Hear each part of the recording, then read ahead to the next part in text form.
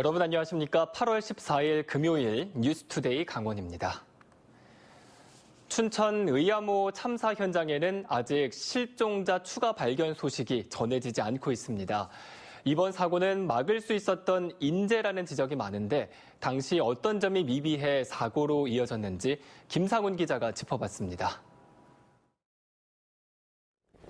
가장 큰 궁금증은 사고 초기부터 나왔습니다. 유속이 빠르고 기상특보까지 내려진 상황에서 배들이 왜 나갔냐는 겁니다. 사고가 난 지난 6일 소양강댐과 춘천댐, 의암댐까지 북한강 댐들은 초당 수천 톤의 물을 방류하고 있었습니다. 문제는 이 같은 댐 방류 상황에서 유도선이나 수상 레저 등 선박 운영을 해서는 안 된다는 지침이 전혀 없었다는 겁니다. 춘천시의 내수면 유도선 사고 현장 조치 행동 매뉴얼은 물론이고 상위 매뉴얼에도 비슷한 내용은 없었습니다. 기상특보 상황에서는 어떨까? 지난 6일 춘천에는 오전 11시까지 호우경보가, 오후 12시 반까지 강풍주의보가 내려진 상황이었습니다. 기상특보 상황이나 악천 후에서는 수상 레저기구와 유도선 영업은 법적으로 제한됩니다. 하지만 수초섬 작업과 쓰레기 수거에 투입된 민간 보트와 춘천시 환경선에 대해서는 배 운영을 막을 마땅한 규정이 없었습니다. 그래도 막을 방법은 없었을까? 기상특보에 따라 지자체는 재난안전대책본부를 구성해 재난을 막는 조치를 취해야 합니다.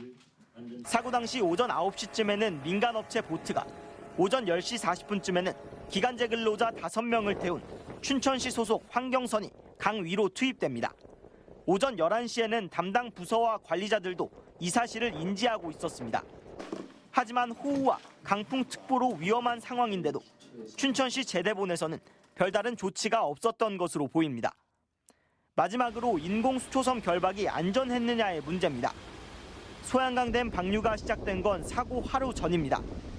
공사 중지 상황이었다 해도 댐 방류로 유속이 빨라진 만큼 민간관리업체와 춘천시가 부유물인 수초섬을 기준에 맞게 결박을 해두었는지도 분명히 밝혀내야 할 사안입니다.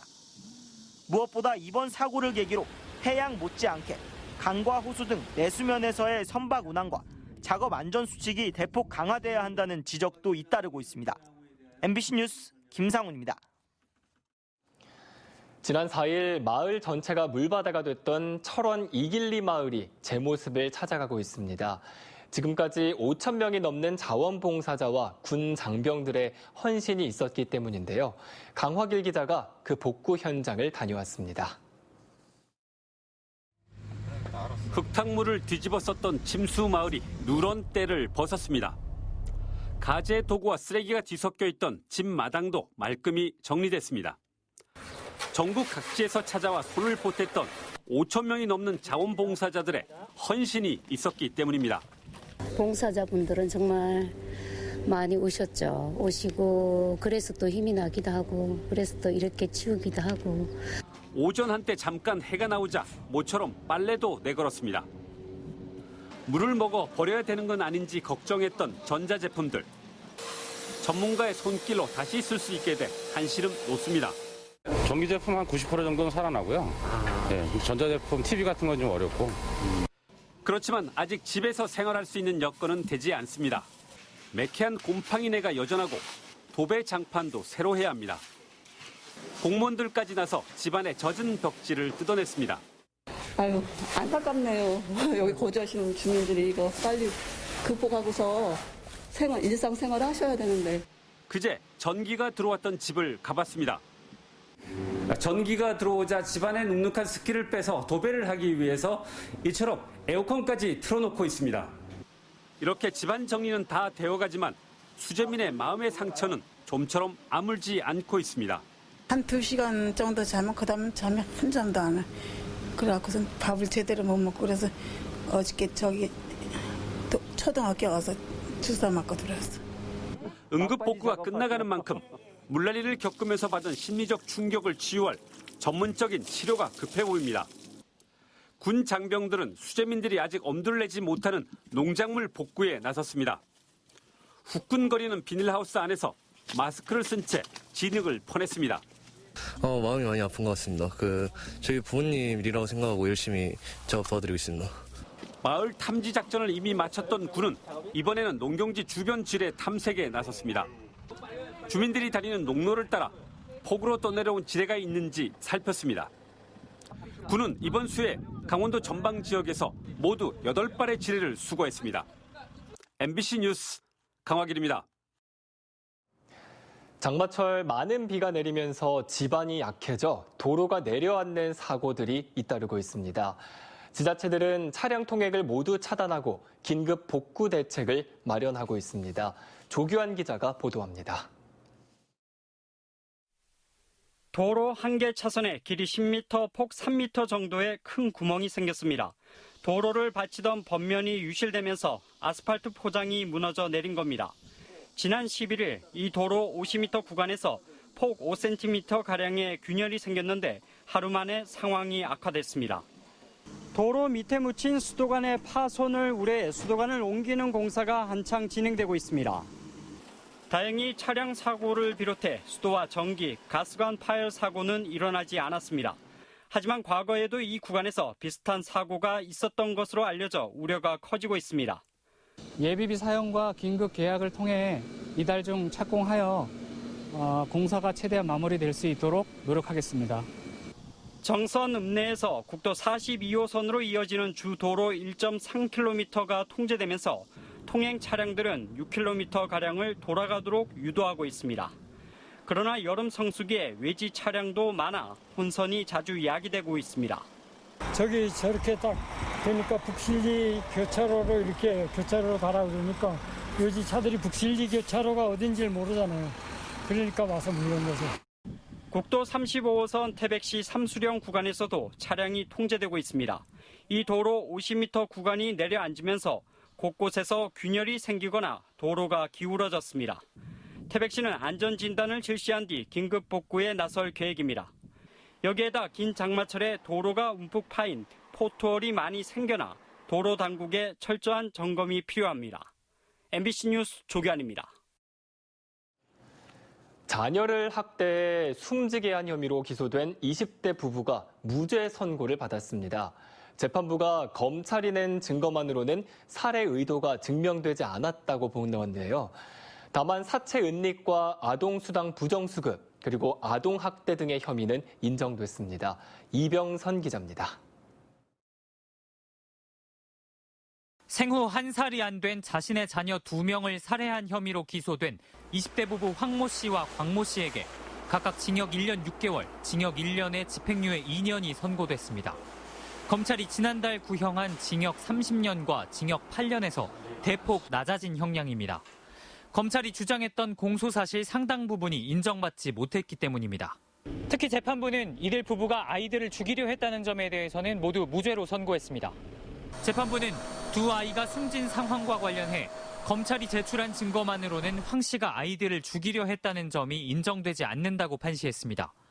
2016년 둘째가 숨질 당시 아이에게 이불을 덮은 것은 과거에도 했던 행동으로 황 씨는 이불을 다시 걷어주려 했지만 의도치 않게 잠이 들었을 가능성이 있다고 판단했습니다. 또 셋째의 목젖을 눌러 살해했다는 혐의도 부검을 했던 의사의 진술을 종합하면 다른 사망 원인이 있을 가능성도 있다고 봤습니다. 아내 곽 씨에게 적용됐던 아동학대 치사 혐의도 마찬가지로 셋째가 숨질 수 있다는 점을 예견할 수 없었다며 무죄를 선고했습니다. 결과적으로 두 사람의 혐의 가운데 가장 큰 부분을 차지했던 살인과 아동학대 치사는 증명할 수 없기 때문에 무죄가 된 겁니다. 다만 사체 은닉과 아동학대, 아동수당 부정수급 혐의 등은 인정됐습니다. 검찰은 1심 판결의 법리를 검토하고 항소 여부를 결정할 예정입니다. MBC 뉴스 이병선입니다. 집중호우로 인해 강원도 내 재산 피해액이 1,000억 원을 넘어선 것으로 잠정 집계됐습니다. 강원도에 따르면 지난 1일부터 11일까지 파악된 집중호우 잠정 피해액은 공공시설이 980억 원, 사유시설 31억 원 등 모두 1,010억 원에 달했습니다. 하지만 오는 20일 예정된 제2차 특별재난지역 선포를 앞두고 중앙합동조사가 실시되고 있어 집중호우 피해액은 더욱 늘어날 전망입니다. 강원도는 집중호우 피해가 심한 화천과 양구, 인제군이 특별재난지역에 포함될 수 있도록 정확한 피해 조사를 당부하고 있습니다. 강원도교육청은 교감급 이상 교육공무원 248명에 대한 9월 1일자 인사를 발표했습니다. 이번 교감급 이상 인사는 교장 123명, 교감 61명, 교육 전문 직원 64명 등 모두 248명입니다. 주요 인사 내용을 보면 강원도 교육연구원장의 이낙종 정책기획 담당 장학관, 강릉교육지원청 교육장의 조병식 준문진 중학교 교장, 그리고 태백교육지원청 교육장에는 이용훈 함태중학교 교장이 각각 임명됐습니다. 원주시가 코로나 사태를 계기로 세계적으로 주목받고 있는 K-방역진단 산업을 선도하기 위한 움직임을 본격화합니다. 원주시는 의료기기 테크노밸리와 세브란스 기독병원, 관내 의료기기 업체와 K-방역 진단산업 생태계 조성을 위한 업무 협약을 체결했습니다. 의료기기 업체에서 개발 생산한 제품을 병원에서는 임상시험에 활용하고 원주시와 의료기기 테크노밸리는 연구개발과 인허가 등을 지원해 K-방역 진단 산업을 선도한다는 구상입니다. 전국 공무원 노동조합 원주시 지부가 민원인의 폭언이나 업무 방해를 예방하기 위해 함께하는 친절 캠페인을 벌입니다. 공무원도 누군가의 가족이라는 내용을 담아 시청사와 읍면동 건물 안팎에 설치된 전광판에 송출하고 민원인들에게도 전단지를 직접 나눠준다는 계획입니다. 현행 산업안전보건법은 민원인을 직접 대면하는 근로자에게 폭언이나 폭행 등을 할 수 없도록 사업주가 필요한 조치를 해야 한다고 규정하고 있습니다. 동해항 3단계 공사의 선도 사업인 북방파제 축조 공사가 완공됐습니다. 동해지방해양수산청은 지난 2016년부터 3,600억여 원을 들여 동해안 외항에 축조한 1.7km 길이의 북방파제 건설이 완료됨에 따라 동해 신항 개발 추진에 탄력이 붙을 것이라고 밝혔습니다. 동해항 3단계 사업인 동해신항은 최대 10만 톤급을 포함한 7개 선석을 갖출 예정이며 방파오환 접안시설은 현재 50%의 공정률을 보이고 있습니다. 동해시의 북평성당이 국가문화재로 등록 예고됐습니다. 문화재청은 동해 북평성당이 6.25 전쟁 이후 시대적 배경 속에서의 건축적 상황을 엿볼 수 있고 성당 본당으로서의 건축적 양식과 구조적 특징이 비교적 잘 반영돼 있다고 등록 예고 이유를 밝혔습니다. 부평성당은 지난 1959년 건립된 시멘트 블럭 건물이며 의견 수렴과 심의를 거쳐 다음 달 문화재 등록 여부가 결정될 예정입니다.